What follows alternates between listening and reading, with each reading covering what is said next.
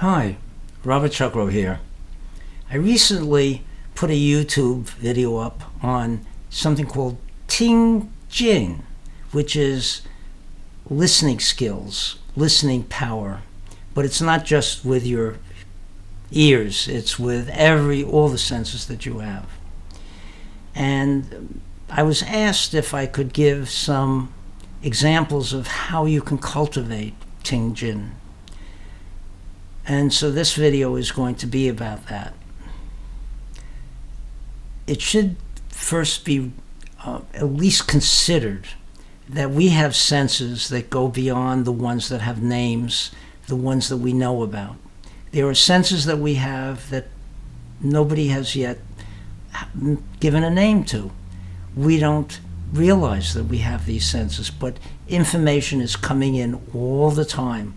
And the more we're able to access this information and utilize it and learn how to do that best, the more appropriately we'll be able to do almost everything we do.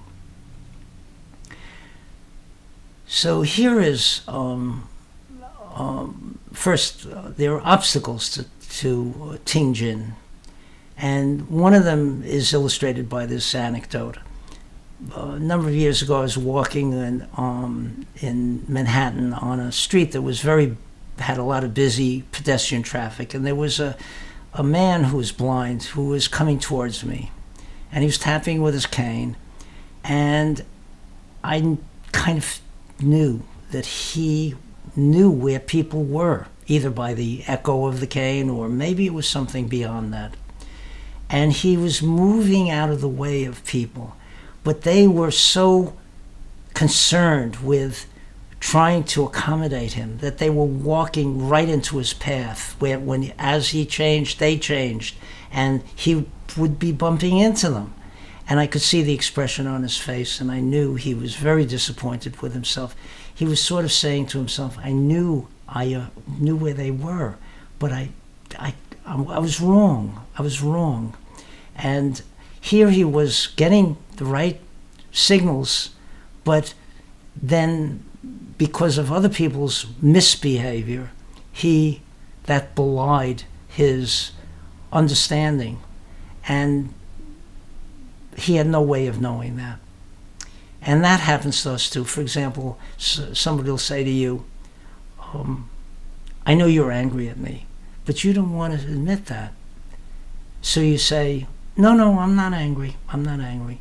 And that then leads that person who thought you were angry to start doubting himself or herself. And then what happens is, you over a period of time, other people's reactions undermine your ability to know certain things. So we have to have ways of doing this more or less on our own and not depending on others for telling us. Except in Taiji, we do need others, our teachers and our fellow students, and even if you're teaching your students. So in Taiji, for example, when you're doing the form, what you need to do is first, every now and then, stop and notice your frame of mind. Were you in the future? Were you in the past? Were you in the present? And then also notice certain tensions you had, where you were, for example, lifting your shoulders or lifting something that didn't need to be lifted. To what extent were you utilizing natural phenomena like momentum, gravity, the elasticity of the body tissues, and instead bullying yourself, micromanaging the movement?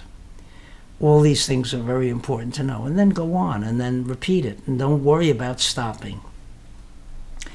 When you're doing push hands, it's very important to have a partner who will tell you, hey, you're fighting with me. You look at what you just did. And when you hear that, it's very important to process it and be totally honest with yourself, and then try to do it in a way that rids yourself of what basically are some bad habits. When you're with a group of people, let's say at a theatrical event or a party, a musical event, some sort of sporting event, there's a lot of emotion very often. And the question is, when you experience that emotion, ask yourself, is this mine? Is this coming from me? Or am I picking that up from the outside? Like, basically mass hysteria is what can occur when things get bad.